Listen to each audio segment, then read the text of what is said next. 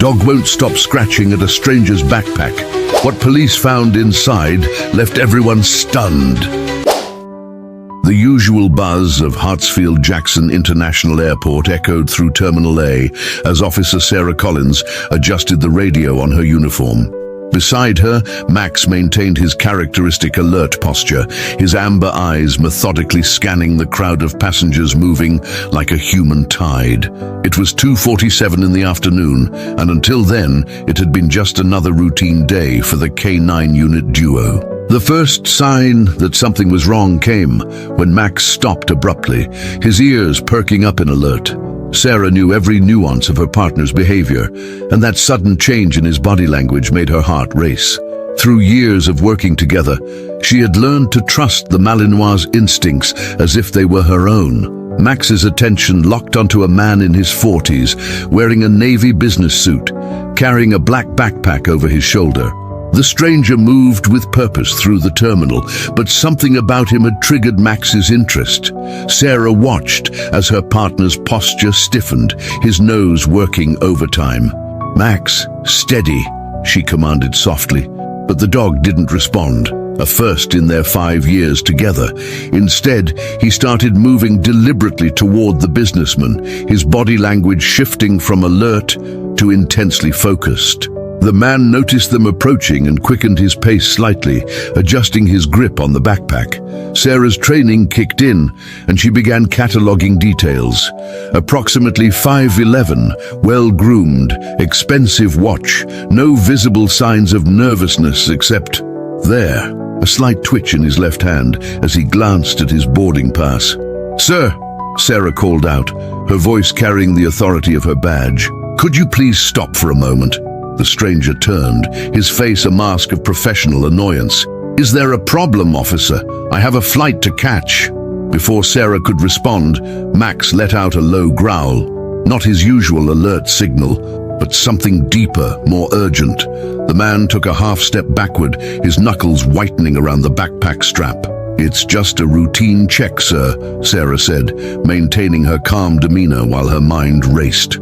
In 5 years of service, Max had never disobeyed a direct command, never shown this level of fixation without cause. But making a scene in a busy airport terminal without probable cause could cost her her badge. The businessman glanced at his watch, then at the security checkpoint ahead. "Look, officer, I understand you're doing your job, but I'm going to miss my flight. I've got nothing in here but my laptop and some business papers." Sarah felt the weight of the moment pressing down on her. Around them, other travelers were beginning to take notice, some slowing their pace to watch the scene unfold. She could already imagine her supervisor's voice. "Collins, we can't stop every passenger your dog takes an interest in." But Max wasn't backing down. His eyes remained locked on the backpack, his body tense with purpose. Sarah had learned to read her partner like a book, and everything in his posture screamed that this wasn't a false alarm. The man started to step away, his movements deliberately casual. "If there's nothing else..." Max's reaction was immediate and unprecedented.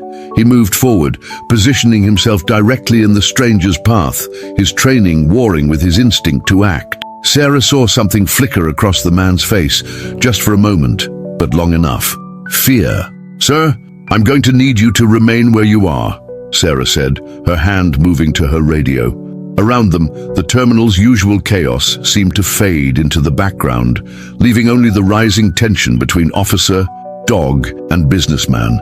The stranger's face hardened, his eyes darting between Sarah, Max, and the nearest exit.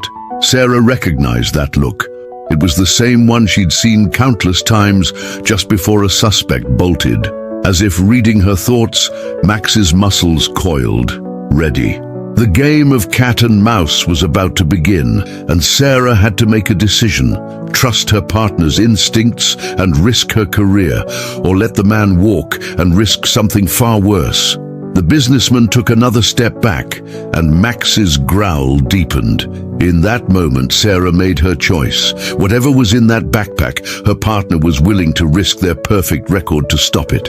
Now, she had to trust that Max, as always, knew something she didn't. "Central, this is Officer Collins," she spoke into her radio, eyes locked on the increasingly agitated stranger. "I'm going to need backup at Terminal A main concourse." The man's face changed in an instant, and Sarah knew whatever was in that backpack, it was worth running for. As if confirming her thoughts, he suddenly turned and bolted into the crowd, clutching his bag like his life depended on it. Max looked up at her, waiting for the command that would unleash 5 years of training. Sarah nodded, her decision made. "Go get him, boy." And with that, the chase was on. As Sarah sprinted after Max through the crowded terminal, her mind flashed back to their first meeting at the Atlanta Police Department K9 Training Center. It had been a crisp autumn morning, much like today, when Lieutenant Torres had introduced her to the young Belgian Malinois who would become her partner. "He's different, Collins," Torres had said, watching the lean shepherd-type dog sitting at perfect attention. "Most handlers can't keep up with a Malinois. They've got twice the energy of a German shepherd and 3 times the attitude. But something tells me you two are going to be a perfect match." The memory blurred as Sarah ducked around a family with rolling suitcases, keeping her eyes locked on Max's tail, weaving through the crowd ahead. The businessman was good. He knew exactly how to use the terminal's chaos to his advantage, but Max was better. "Excuse me, police!" Sarah called out, watching as travelers pressed themselves against the walls. Max hadn't lost the scent for a second, despite the overwhelming mix of perfumes, food court aromas, and the thousands of people passing through the airport. Another memory surfaced, their first successful track together. It had been a missing child case, and everyone said the trail was too cold. But Max had proved them wrong, following a scent through 3 miles of suburban Atlanta to find a terrified 8-year-old hiding in a storm drain. That was the day Sarah learned to trust Max's instincts without question. The businessman darted left suddenly, heading toward the emergency stairwell. Sarah's radio crackled to life. "Collins, what's your 20? We've got units converging on Terminal A. Suspect heading for emergency stairs near Gate A15, she responded between breaths. Male, 40s, navy suit, black backpack. Max is in pursuit. The stairwell door slammed open as the suspect crashed through it. Max hit the door a second later, his claws clicking rapidly on the concrete steps as he bounded downward. Sarah followed, her boots echoing in the enclosed space. "Stop!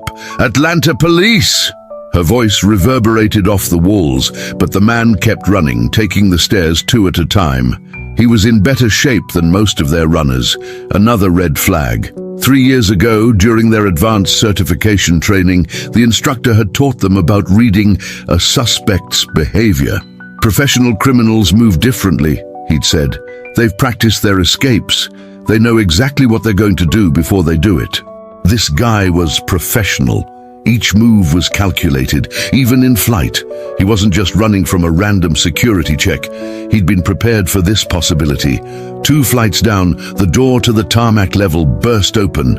Sarah's radio exploded with chatter as ground crews reported the unauthorized access. Max never hesitated, shooting through the door after their quarry. Sarah emerged into the service corridor to see the businessman sprinting toward the baggage handling area, his leather shoes slipping on the polished floor. "Max, hold," Sarah commanded as they approached the heavy machinery. The dog immediately pulled up, remembering his training around dangerous equipment. The suspect glanced back, surprise flickering across his face at the dog's discipline. That moment of distraction cost him. His foot caught on a luggage conveyor, sending him sprawling. The backpack flew from his grip, skidding across the floor. Max's reaction was instant. Instead of pursuing the fallen man, he zeroed in on the bag, his body language shifting from pursuit to alert. Sarah's blood ran cold. In 5 years of narcotics and weapons detection, she'd never seen Max react quite like this. Whatever was in that bag was bad, really bad. "Don't move!" she ordered, drawing her weapon as the businessman started to push himself up. "Hands where I can see them." He froze, then slowly raised his hands, his eyes fixed not on Sarah's gun, but on the backpack now lying 10 feet away. Max stood guard over it, his posture rigid, emanating an intensity that Sarah had seen only once before, during their chemical weapons detection training. The sound of running footsteps echoed down the corridor as backup arrived. Sarah kept her weapon trained on the suspect, but her mind was racing. Max had been right from the start, just like he'd been right about the little girl in the storm drain, just like he'd been right about the hidden weapons cache last year that earned him a commendation. But something about this felt different, bigger. As Officer Martinez cuffed the businessman, Sarah watched Max's unwavering focus on the backpack, and a chill ran down her spine. The real question wasn't why the man ran. The real question was, what could be in that innocent-looking backpack that had triggered such an intense response in her partner? Looking at Max's alert posture, Sarah had a feeling they were about to find out, and she wasn't sure they were ready for the answer. Time seemed to freeze in the baggage handling area as Sarah watched the bomb squad technicians approach the backpack. Max hadn't moved from his position, his eyes fixed on the target even as other K-9 units arrived on scene. The businessman sat handcuffed nearby, his expensive suit now wrinkled and dirty, his face an expressionless mask. "Collins!" Lieutenant Torres's voice cut through the tension. "What the hell happened up there?" Sarah turned to her supervisor, keeping one eye on the scene. "Max alerted on the suspect's backpack, sir. When questioned, the subject fled through a secure area. And now we've got half the terminal shut down." Torres ran a hand over his face. "This better be good, Collins. If that bag turns out to be full of gym clothes..." A sharp command from the bomb squad leader cut him off. Everyone watched as they positioned their equipment around the backpack. Max finally backed away at Sarah's signal, but his body remained tense, ready. Suddenly, the businessman spoke, his voice eerily calm. "You have no idea what you're dealing with." Before anyone could react, he twisted violently in the grip of the officers holding him. In one fluid motion, he broke free and sprinted toward an emergency exit. Max moved to pursue, but Sarah held him back. Something wasn't right about this. The suspect slammed through the door into a maintenance tunnel. 2 officers took off after him, but Sarah's attention was drawn to something else, a small device that had fallen from his sleeve during the struggle. "Everyone down!" she shouted, recognizing it as a remote trigger. The next few seconds were chaos. Officers dove for cover as the device skittered across the floor. Max lunged forward, snatching it in his teeth and racing toward a nearby industrial waste bin. He dropped it inside just as a muffled pop echoed through the area. When the smoke cleared, Sarah realized with horror what had happened. The diversion had worked. The backpack was gone, snatched in the confusion by someone else. Their suspect had help. "Max, track!" she commanded, and they were running again, following a new scent through the maze of service corridors. Behind them, she could hear Torres shouting orders, mobilizing every available unit. They emerged onto the tarmac between 2 massive cargo planes. Max led them to a service vehicle garage, where fresh tire marks indicated a hasty departure. Sarah's radio crackled with reports of a maintenance van breaking through a security checkpoint. He never intended to get that bag through security, she realized aloud. This was a handoff from the start. Max barked sharply, picking up a new trail. They raced through the garage toward another set of tunnels, these leading toward the international terminal. Sarah's mind raced. If they were trying to get whatever was in that bag onto an international flight. They burst into the international departures area, Max weaving through the startled crowd with precision. Sarah caught glimpses of another figure ahead, carrying the black backpack and wearing maintenance coveralls. "Stop! Police!" she shouted, but her voice was lost in the terminal noise. The second suspect reached the security checkpoint, flashing what looked like employee credentials, but Max's reaction told Sarah everything she needed to know. This was their target. As they closed the distance, Sarah caught a glimpse inside the partially open bag. Her heart nearly stopped. Nestled among ordinary travel items, she saw something that changed everything, and suddenly understood why Max had been so adamant from the start. This wasn't just about smuggling or drugs. This was something far worse, and they were running out of time to stop it. Max's pace quickened, sensing her urgency. Ahead, their new quarry looked back, saw them coming, and made a critical mistake. He ran toward the customs area, where armed officers were already responding to the alert. Sarah touched her radio. "All units, suspect heading toward international customs. Be advised, package is priority 1. I repeat, priority 1. Max's training had led them here, his instincts cutting through every deception and false lead. Now, as they closed in on their target, Sarah silently thanked whoever had partnered her with this extraordinary dog. Because in the next few minutes, she had a feeling they were going to need every bit of that training to prevent a disaster. The chase was about to end, one way or another. The international terminal erupted into chaos as the suspect in maintenance coveralls vaulted over a luggage cart, sending bags crashing to the floor. Sarah watched in horror as he pulled something from his pocket, a small aerosol can that made her blood run cold. "Everyone back!" she shouted, her training kicking in. "Clear the area!" Max tracked the suspect's every move, but maintained his distance, exactly as he'd been trained for chemical threats. Around them, travelers scattered, creating a buffer zone between the fugitive and the growing circle of responding officers. Sarah's radio crackled. "Collins, TSA confirms the first suspect's credentials were high-level fakes. CIA's involved now.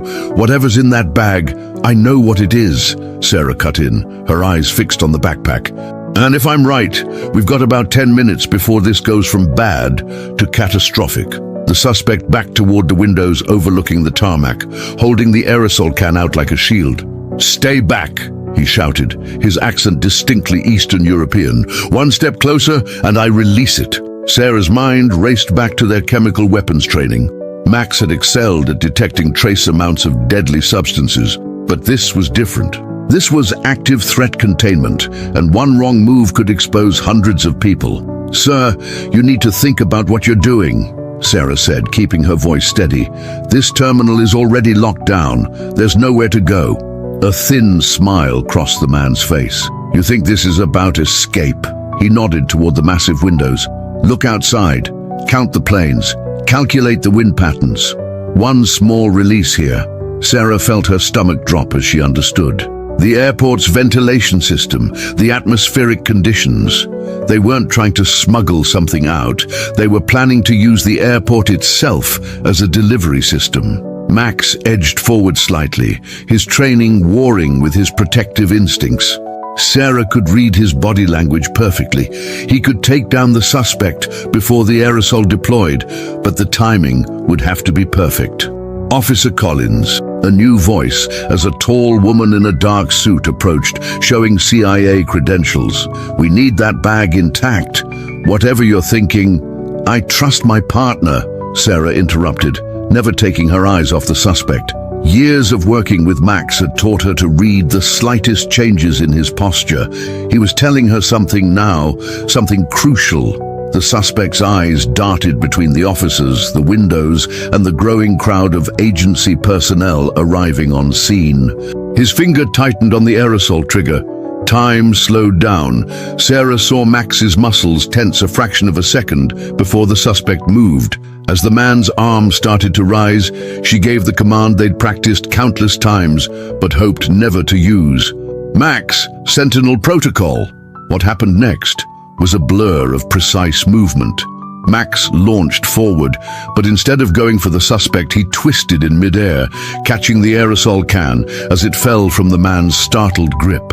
In the same motion, Sarah tackled the suspect, driving him away from the backpack. The CIA agent rushed forward with a containment unit, securing the aerosol can as Max held it carefully in his trained grip.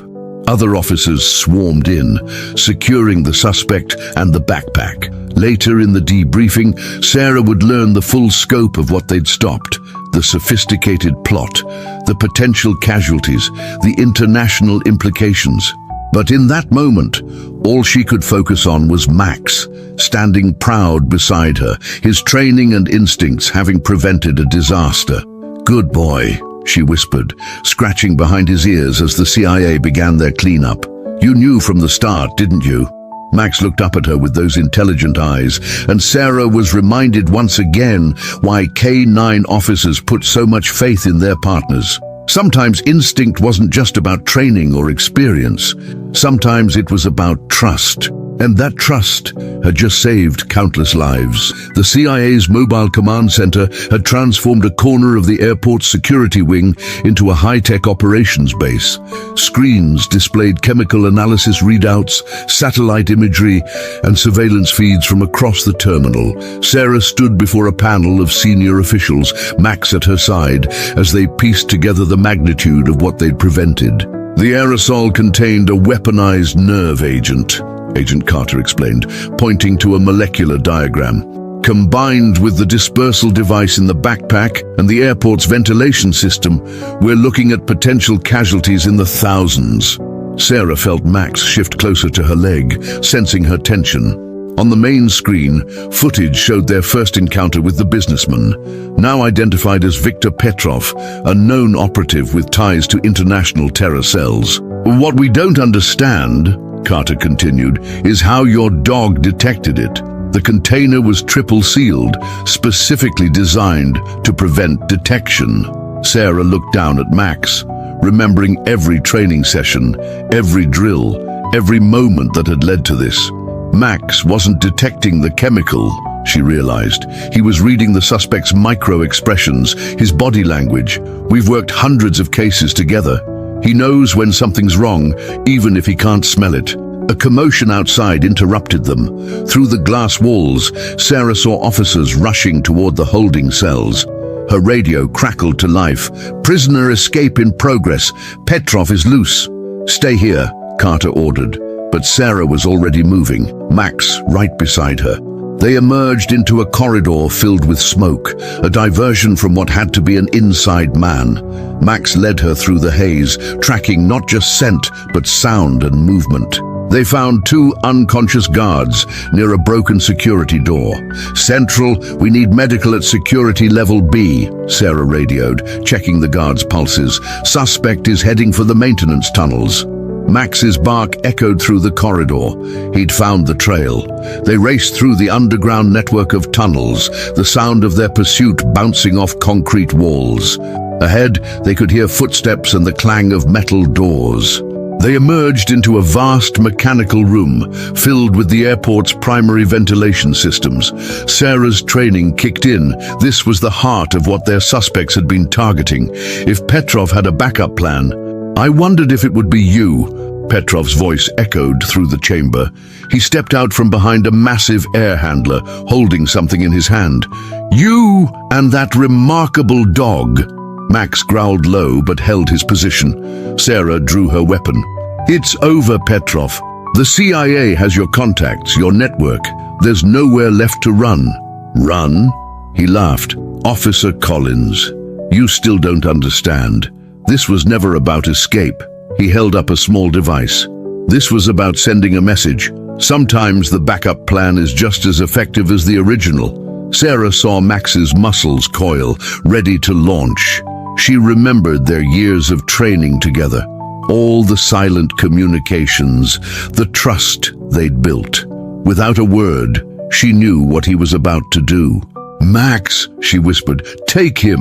What happened next was a testament to thousands of hours of training. Max launched forward as Petrov raised the device. Sarah moved left, drawing his attention. The dog feinted right, then cut left, a move they'd perfected in training. Petrov fell for it, turning to block the attack he expected. Instead, Max went low, catching his wrist with precisely calculated force. The device clattered to the ground as Sarah moved in, securing the suspect. Within moments, the room filled with tactical teams and CIA agents. "How?" Petrov asked as they led him away. "That container was supposed to be undetectable." Sarah knelt beside Max, ruffling his fur. "Because there's something you can't hide from a dog like him: intent. And Max has always known the difference between right and wrong." As the CIA secured the scene, Sarah looked at her partner, the dog who'd trusted his instincts enough to risk everything. In the end, it hadn't been about superior technology or intelligence networks. It had been about the unshakable bond between a handler and her K9, and the truth that sometimes the greatest weapons against evil are loyalty, trust, and the unwavering instinct to protect. 2 weeks after the incident at Hartsfield-Jackson, Sarah Collins stood at attention in the Atlanta Police Department's main auditorium. Max sat perfectly still beside her, his coat gleaming under the lights, the only sign of his excitement being the slight twitch of his tail. The room was packed with fellow officers, government officials, and media representatives, a far cry from their usual quiet morning briefings. For extraordinary service above and beyond the call of duty, Chief Richardson announced, his voice carrying through the hushed auditorium, Officer Sarah Collins and K9 Officer Max are hereby awarded the Medal of Valor. Their actions on September 15th prevented what could have been one of the most devastating terrorist attacks on American soil since 9/11. As the chief draped the medals over both their necks, Max's attached to a special collar, Sarah's mind wandered back to the aftermath of that fateful day. The CIA had uncovered a vast network of operatives, preventing similar attacks planned for airports across the country. The investigation had revealed cells in 12 major cities, each poised to strike, but none of that would have been possible without Max's initial alert in Terminal A. Agent Carter, standing in the front row, caught her eye and nodded slightly. The CIA had been surprisingly forthcoming with information after the incident, sharing details about the broader impact of their intervention. The chemical agent they'd intercepted had been part of a new class of weapons, specifically designed to bypass traditional detection methods. Max's ability to read human behavior had unknowingly exposed a vulnerability in their enemy's perfect plan.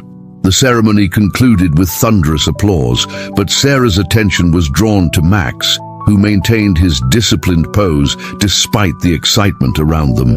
In an hour, they'd be back on patrol, walking those same terminal corridors where it all began, because that's what silent heroes do.